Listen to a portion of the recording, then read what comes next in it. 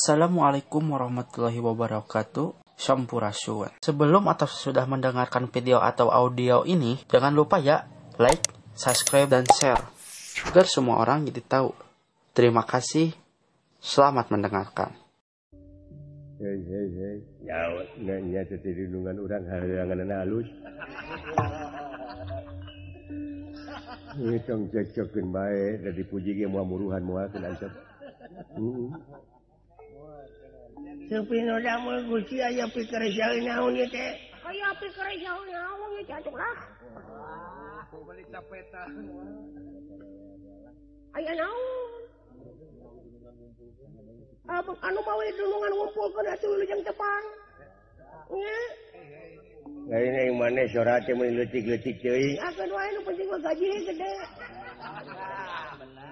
Alah lamun gede mah sorat leutik gaji leutik. Leureung lamun gede mah gajina keur mah sorat leutik teh mah gaji leutik teh. Milikna leutik di awak sakitu leutik. Geus segala leutik teh maneh mah. Arana nu Suparman. Can sok kitu ah. Urang pangna sorat leutik. Kunaon teh? Urang teh gede teh hutang ka Kang Rama. Nya. Jadi we ke kapengkak. Kan bae da sorat gede hutang mah. Aya naon Gusti kieu? Sabenerna urang sararea teh menang tugas pikeun ngeleketek hate manusia. Pikeun ngeleketek hate manusia. Ngarobah sikap manusia supaya tina jalan bener kana jalan salah, supaya ngoyageun mental-mentalna manusia supaya eta manusia ulah jadi manusia anu asli, supaya eta manusia anu dimulyakeun ku Pangeran teh jadi sahanapeun sato darajatna lantaran dikeleketek ku urang ditemong-temong pang bibita jeung panyingsieunnan kitu dulur. Ieu anu jadi udagan kaula sapopoe ae. Sapanjang dunya can tutup, can kiamat, urang moal oleh ngagoda ka manusia ngeleketek ka manusia supaya poho kana teu mah wadi, supaya poho ka pangeranana. Supaya hirupna teu rumasa, supaya hirupna ka pepene wae ku kaliah dunya poho cenah mikiran akhiratna. Akhirna jadi balad kula ngariung di dieu dulu. Ya. Saja bala ti kitu. Ieu kula menang parabot. Mana Gusti tah tempo. Tingali kumaneh hulu. Eta parabot kitu.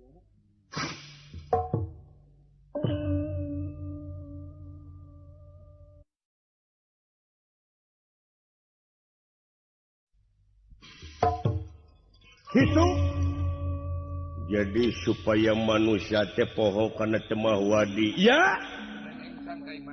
Cenah nyengcang ka imananana. Ya. Cenah teu tumarima jadi eta parabotna. Nah geuning mangrupakeun kitab. Ya, bener. Ta ieu teh kitab ngaranna Kitab Sastra Jenderal Rahayu Ningrat.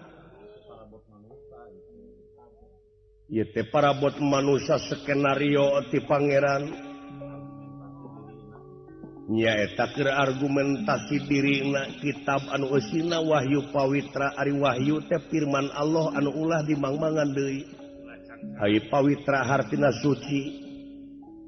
Jadi ieu kitab suci teh nyaeta bakal nganelan kaimanan manusia di alam dunya kitu sabenerna.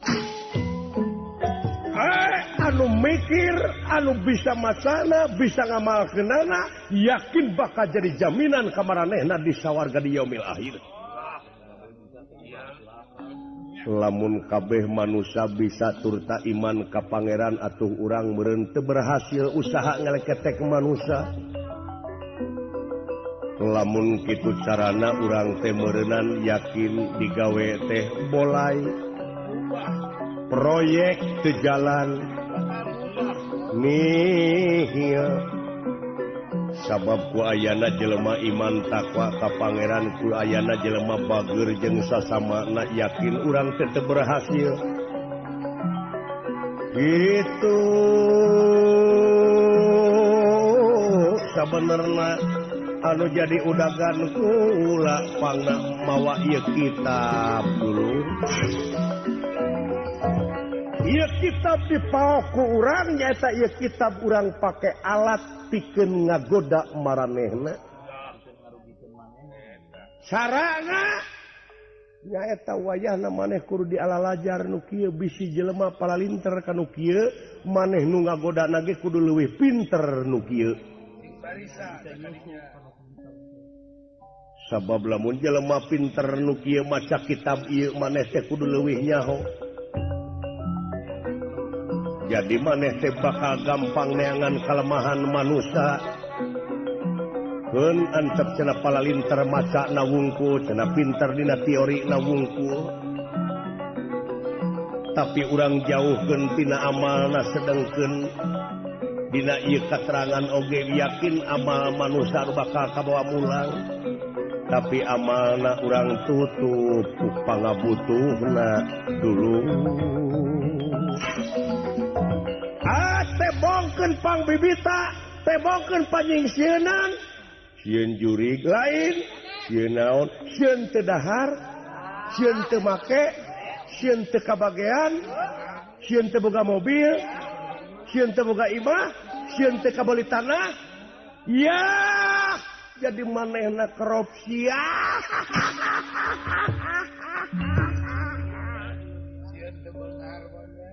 sieun teu beunghar manehna jadi kolusi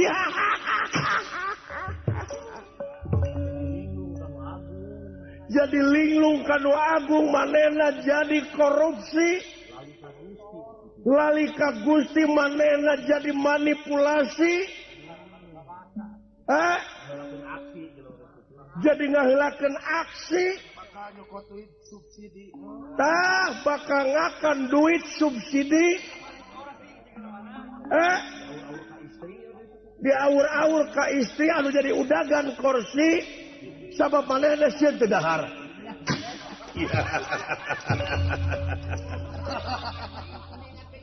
ngarti maneh ai